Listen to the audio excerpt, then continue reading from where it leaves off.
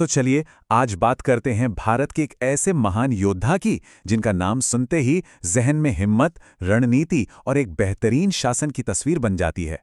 छत्रपति शिवाजी महाराज। आइए उनके इस कमाल के सफर को थोड़ा और करीब से जानते हैं। ये लाइन सिर्फ एक नारा नहीं है, बल्कि ये वो चिंगारी थी जिसने एक बहुत बड़े साम्राज्य की नींव रखी थी। स्वराज्य यानी कि अपना राज। यही वो सपना था जिसने शिवाजी महाराज की पूरी जिंदगी को एक मकसद दिया। तो सवाल ये उठता है कि ये ख्याल, ये चिंगारी आखिर आई कहाँ से? इसकी जड़ें उनके बचपन में बहुत गहरी थीं। कहानी शुरू होती है 1630 में, शिवनेरी के किले में, जहां उनका जन्म हुआ। उनके पिता शाहजी भोसले एक बहुत ताकतवर सेनापति थे, लेकिन वो दूसरों के लिए लड़ते थे। पर शिवाजी की असली गुरु बनी उनकी माँ जिजाबाई। उन्होंने ही शिवाजी को रामायण और महाभारत की कहानियां सुना सुनाकर ये सिखाया कि धर्म और इंसाफ के लिए लड़ना असल में होता क्या है। और यही वो सीख थी जिसने सब कुछ बदल दिया। ये उनकी माँ जिजाबाई ही थीं जिन्होंने शिवाजी के मन में ये बात डाली कि दूसरों की नौकरी करने से बेहतर है अपने लोगों के लिए एक आज़ाद राज्य बनाया जाए, अपना स्वराज्य। तो जो बीज बचपन में बोया गया था, अब उसके एक पौधा बनने का वक्त आ गया था। देखते हैं कि कैसे इस सपने को हकीकत में बदलने की पहली कोशिशें शुरू हुईं। और जानते हैं उन्होंने शुरुआत कब की? सिर्फ 16 साल की उम्र में। जरा सोचिए, इस छोटी सी उम्र में उन्होंने अपना पहला बड़ा किला तोड़ना जीत लिया था। ये वाकई में एक जबरदस्त शुरुआत थी। और देखिए, तोड़ना की जीत कोई इत्तेफाक नहीं थी। अरे ये तो बस एक शुरुआत थी। इसके बाद तो जैसे किलों की झड़ी सी लग गई, एक के बाद एक। राजगढ़, सिंहगढ़, पुरंदर, कई बड़े किले उनके कब्जे में आते गए और उनका दबदबा तेजी से बढ़ने लगा।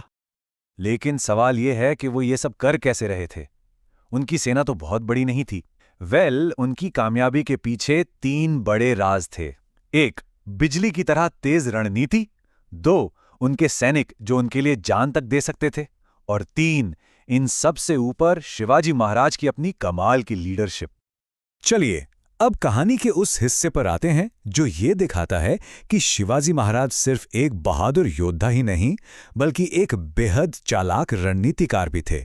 ये वो किस्से हैं जहां ताकत से ज्यादा दिमाग का इस्तेमाल हुआ ये कि बीजापुर सल्तनत ने अपने सबसे खतरनाक सेनापति अफजल खान को भेजा। खान को अपने साइज और ताकत पर बहुत घमंड था और वो धोखेबाज भी था। वहीं दूसरी तरफ थे शिवाजी, जो पूरी तरह तैयार और होशियार थे। ये लड़ाई ना तलवारों से पहले दिमाग की थी।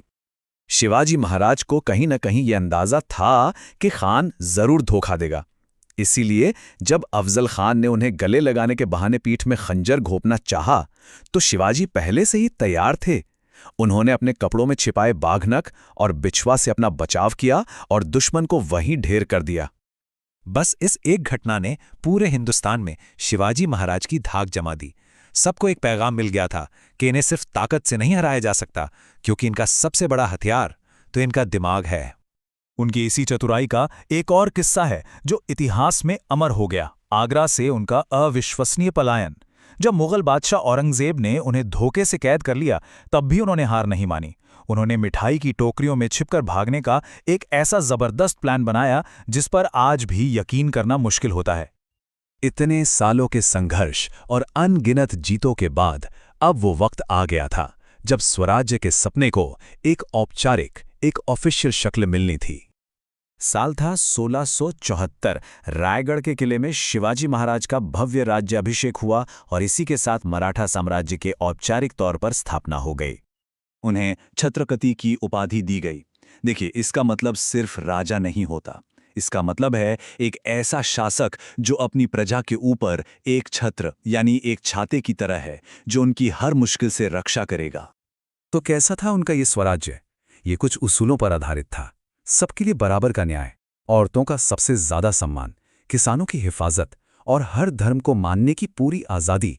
ये एक आदर्श राज की बुनियाद थी। तो आखिर शिवाजी महाराज ने अपने बाद दुनिया के लिए क्या छोड़ा? उनकी विरासत क्या है जो आज भी हम सबके साथ है? उनकी सोच सिर्फ जमीन तक ही नहीं थी। वो शायद पहले भारतीय शासकों में से एक थे जिन्होंने समंदर की ताकत को पहचाना। उन्होंने भारत की पहली ऑर्गेनाइज्ड नेवी यानी नौसेना बनाई, क्योंकि वो ये जानते थे कि असली शासक वही है जिसका समंदर पर कब्जा हो। सिंधु दुर्ग जैसे समुद्री किले उनकी इसी दूर की सोच का सबूत हैं। अगर उनकी विरासत को हम 3 हिस्सों में देखें तो वो कुछ ऐसी होगी। मिलिट्री टैक्टिक्स में उन्हें गुरिल्ला युद्ध का जनक माना जाता है। शासन में वो एक इंसाफ करने वाले प्रशासक थे और राष्ट्रीय पहचान के लिए वो आज भी करोड़ों लोगों के लिए एक बहुत बड़ी प्रेरणा है। 3 अप्रैल 1680 वो दिन था जब उनका देहांत हो गया। लेकिन जैसा महान विचारों के साथ होता है, शिवाजी महाराज भले ही दुनिया से चले गए, पर उनका स्वराज्य का विचार वो हमेशा के लिए अमर हो गया। और आखिर में ये कहानी हमें एक बड़े सवाल पर लाकर छोड़ देती है। आखिर वो क्या चीज़ है जो किसी शासक की विरासत को सदियों तक जिंदा रखती है? सिर्फ जंग में मिली जीतें, या फिर इंसाफ, दूर की सोच और अपने लोगों के दिलों में जगह बनाने की काबिलियत?